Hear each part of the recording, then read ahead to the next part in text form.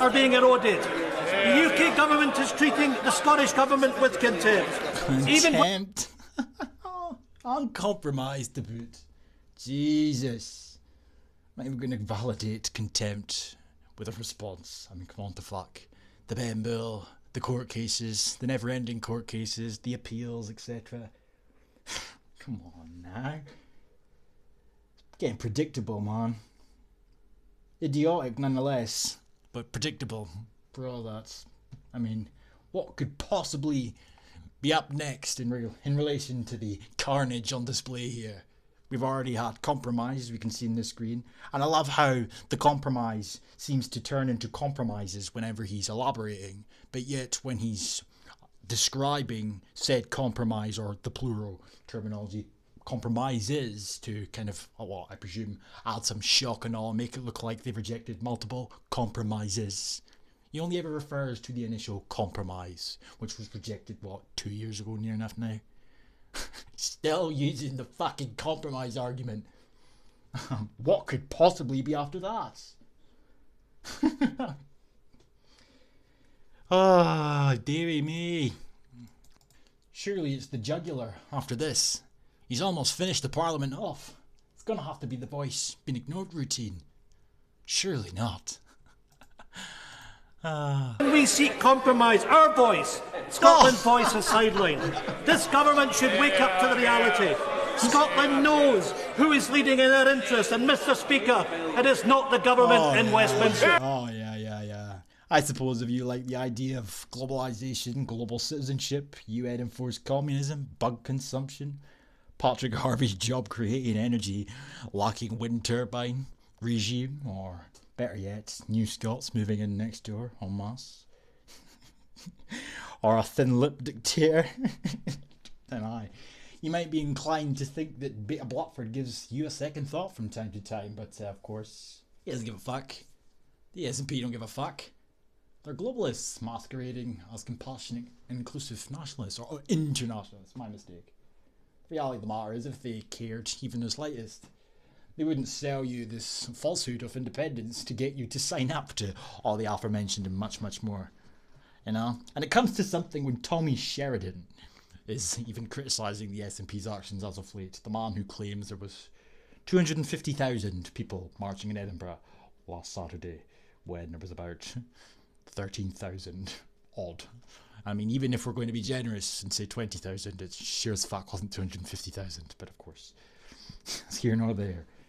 Tommy Sheridan and many others are starting to criticise and question why the SNP are, on the one hand, claiming that they always wanted independence and that's what they're going to do, etc., but yet they're spending all of their time, and continue to do so even right now, trying to stop Brexit for the UK, trying to avert catastrophe, quote unquote.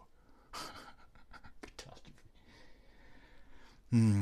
But we all know that the conference in the coming days will be all about Indie Rev 2, or I'll get a mention at some point. Always fucking does these days.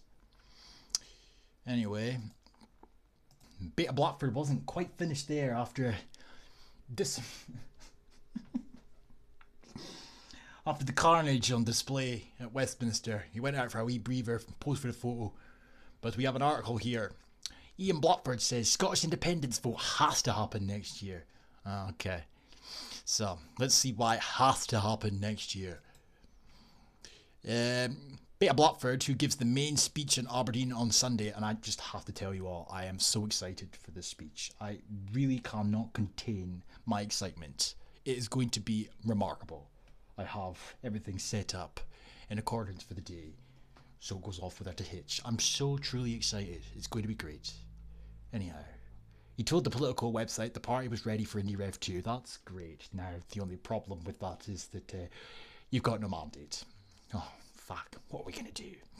However, he said the exact date had to remain a mystery. Oh, I wonder why that is. I'll tell you why it has to remain a mystery. It's because they don't have a mandate. And of course, they can't come out right and say that because, for all they know, there might be some miraculous change of direction in the coming days, or maybe, better yet, the election whenever they decide to allow it to happen. Labour might get in, the SNP might get in, who knows what will happen. And they might get their Section 30 order paper that way. Or better yet, Brexit might actually happen, and then they will be able to act upon their mandate. But apart from that, not really much options left, unless the referendum bill that they've been conjuring up on the quiet gets formulated completely, and then Westminster grants them permission at some point. You know, there's a few ways that they could still obtain a mandate, not a referendum, sorry, but that's why it has to remain a mystery. They've always got an excuse, though. You notice that? Because for the longest time, it was just on the back burner, you know? Just on the back burner till the Brexit negotiations were over. Well, okay. And then yesterday, Helmet Head in an interview in the BBC, and she's banging on and on about how if there was any shortcuts for her to have independence, she would have jumped at the chance. Well, she had a shortcut staring at her thin-lipped face. She could quite easily have gone for Theresa May's deal. What the fuck was stopping her? And of course now we hear that it's going to remain a mystery. So it was put in the back burner, never spoken about again, and now it remains a mystery. It's always something. Nicola Helmet Head said she wants another vote in the second half of next year. Oh, well, she wants another vote. Well, that's it then. We're going to have one because Helmet Head wants one. Nor has she explained if she has a plan B if the government simply refuses. And of course, here we go again. There's a blame game. So because they've done everything in their power apart from what should have been the obvious, which was to act upon their mandate or move towards meeting criteria for said mandates, they now expect to pass the referendum bill, expect Parliament to give them permission, but if they don't give them permission, then hey presto, there's the excuse again. If Parliament refuses, of course the Parliament's going to fucking refuse. Especially if it's the Conservatives that are in charge. It might be a dog and pony show, but for God's sake, even in the realms of a dog and pony show, there's no fucking way that the SNP could ever be rewarded for their part in the treachery that's been on full display for the past week or so. Anyway. Peter Blackford said it has to happen within 2020 because if it doesn't happen by then, well, they're in deep doo-doo then because 2021 rolls around the corner, then the general election in Scotland, and you know, there's always the possibility that Chubcakes' career is over at that point, just like his predecessor, Angie Robertson, went the same way, and the Greens could be out the door too. Let's not forget the SNP did lose a fuck ton of seats in 2017 for spouting off, funnily enough, the exact same shit they're spouting off right now. It has to happen within 2020. We don't want to do it at the moment. What we don't want, to do at the moment is put a specific date on it. Of course you can't, because you can't, because you don't have a fucking mandate. Yeah, but you kid yourself on, Beta Blackford. However, the lack of detail and expectation that the government will continue to block a vote has prompted some in the party to demand an alternative route. Oh yeah. Okay then. Angus Brendan McNeil and Chris McKelney have proposed their own plan B, taking an SNP win in a Westminster Scottish election as a mandate to start negotiation regarding independence. No, I'm sorry. That's just not... I don't even think that's possible.